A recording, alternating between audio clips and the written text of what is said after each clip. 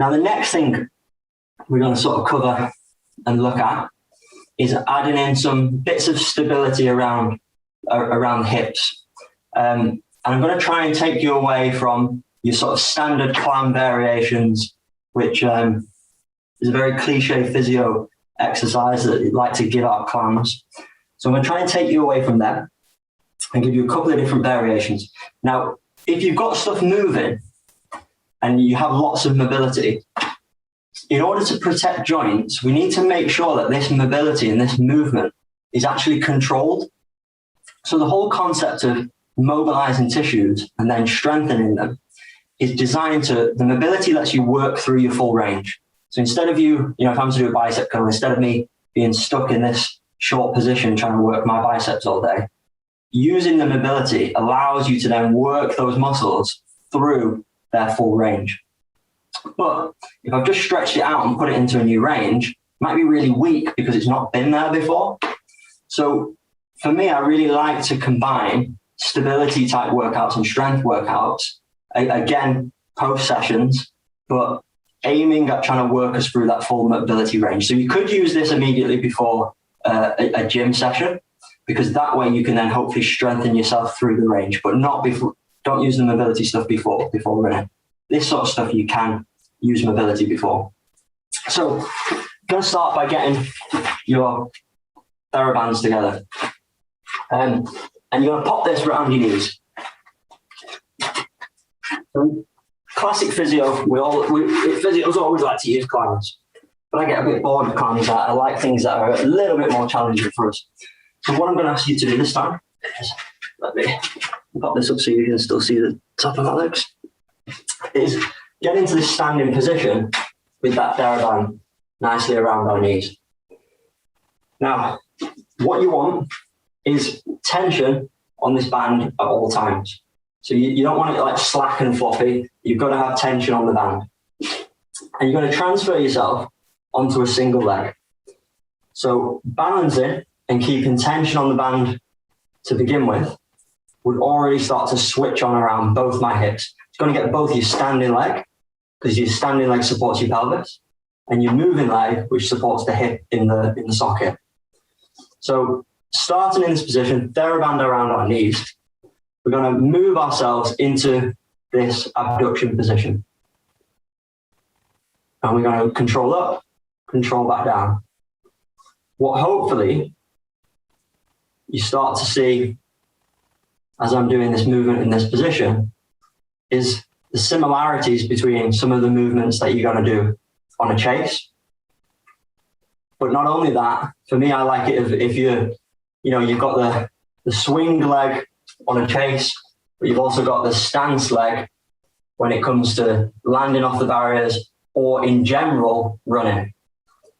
We all neglect our hip strength, but being able to stiffen and control that leg is really key for both running as well as hurdling.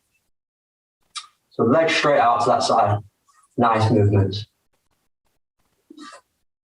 Once you've done around 10, you can either switch sides or you can go straight into this next exercise. Depends how cruel you want to be to yourselves. But keep the tension in the band.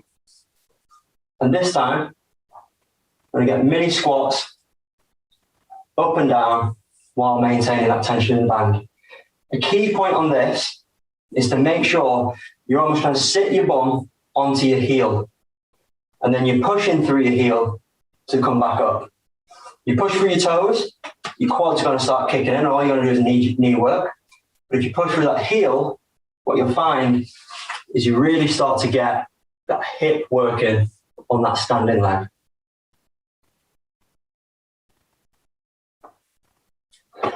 Now, from hip abductors, we're sort of neglecting the hip flexors. So I like to throw a bit of hip flexor activity in there. You can do this one without your band as well, but it works even better if you do it with a band. So this time the band is around my feet. So it's around the balls of my feet, not around my ankles. If you pop it around your ankles, all that's going to happen is the band's going to slide up your legs. So get the band around your feet, come up into full stance, bottom leg, nice and stiff and stable, top leg, band around the front of my foot. is coming up into that sort of swinging position. So again, this is both clearing a hurdle, but this is also how do I run fast in terms of being able to pick my foot up and then put it back down. So really important to have good hip flexor strength. So into that position, no dip knees on the standing leg. If you do this, it changes what happens at your pelvis. So lock that leg out, forward leg into flex position. And you're just going to perform mini pulses in that position to keep abs nice and drawn in, and mini pulses in that position. I'm going to switch sides before we burn out my standing leg. Up into that position. Gain your stability, locking that leg out, keeping that glute tight on the standing leg. Small pulses on that leading leg. So it's key to keep that standing leg nice and fixed.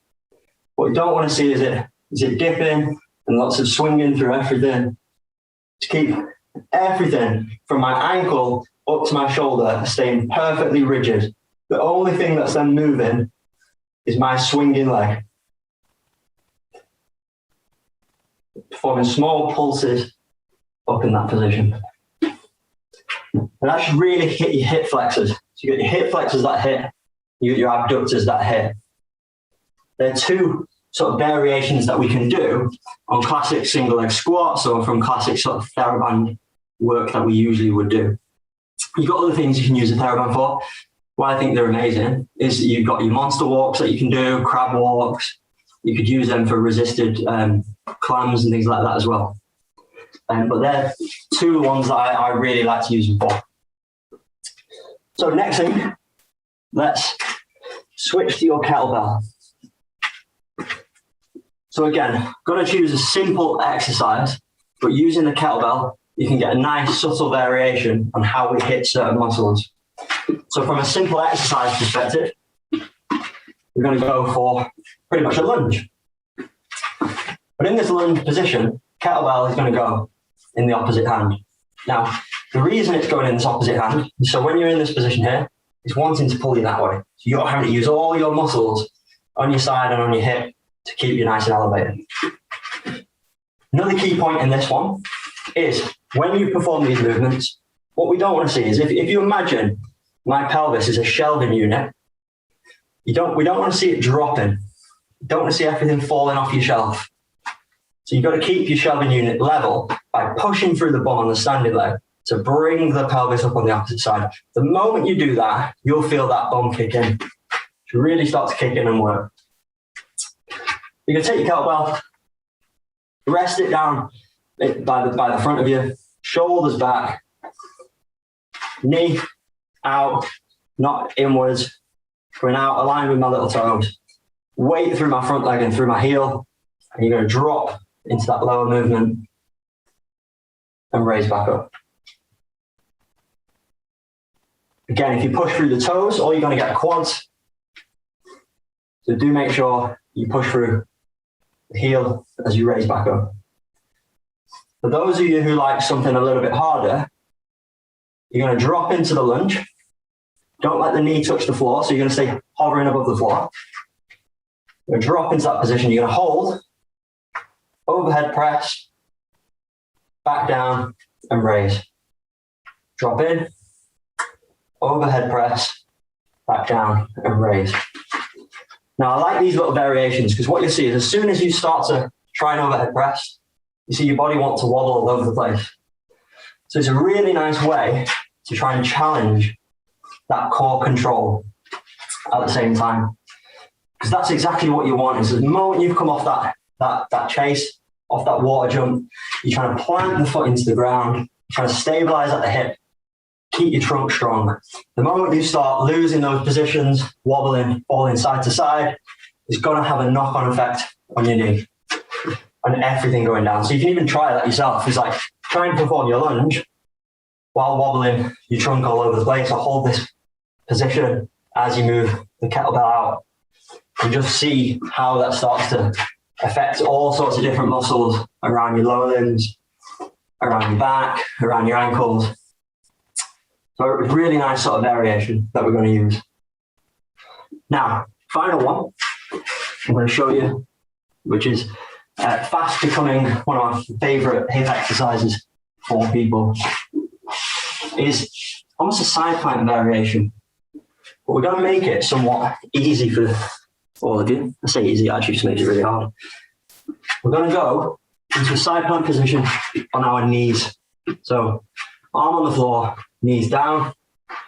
You're going to raise up into a side plank. Now, when you're up in this side plank position, I want you to hold this, keeping your hips, pelvis forward, pencil straight line from my shoulders down to my knee, straighten that top leg up. Again, now I've got pencil line from my heel all the way up to my head and to my shoulder. Holding this position, keeping pelvis, hips high up to the ceiling. I'm going to start by just lowering and raising that top leg. I'm just going to work that top leg. Now, it's really important at this point now to really sort of make sure that those hips stay up. You don't want to see people with the hips sagging down here. Going to really keep them up. You keep them up, that base leg should really start working hard. So keep those hips up, that top leg raising up and down. Now, hopefully you've not had enough of this position yet. So you're going to keep that leg now raised right up at the top. Don't let it move anywhere. And what I want you to do is start adding in pelvis drops. So leg stays up, dip your hips, raise right back up. Dip your hips and raise right back up. You're going to repeat some of these hip dips for me. Keeping that top leg nice and high, hips drop, hips raise. And what that should really start to get is that base standing leg. Should really start to work that hard. Now, those are my key tips from how can we sort of strengthen, how can we get some mobility around our hips, how can we start to put some stability around those areas as well. And hopefully, if you've all been following on, just like me, you start to get a bit of a sweat on now because we've got our hips nice and working. So for me, I think these are really key areas because as I've said throughout, it's just the positions that you get into when you're trying to clear a barrier or when you're trying to land off a barrier, or even from a running perspective, just straight line running, track-based running. These are key areas that time and time again come up as an area for me where people don't necessarily realize that they haven't got enough strength there, or people don't necessarily realize why that they're restricted around there. So working them not only has a beneficial effect from injury prevention on a steeplechase level, but also from a global running level. So, hips a big thing for me. Hopefully you've got a couple of different things here that you can use and hopefully sort of take away with you there. Thanks, Chris. That was excellent. I'm sure everyone's got a few new little tips and ideas, and especially sort of getting yourself in the correct positions, because it's so easy to sort of do things maybe a little half-hearted. And it's important in everything we do to do it with purpose, I think. It goes for drills, goes for stretches, goes for any exercise that we do. So to just have them tips is really great.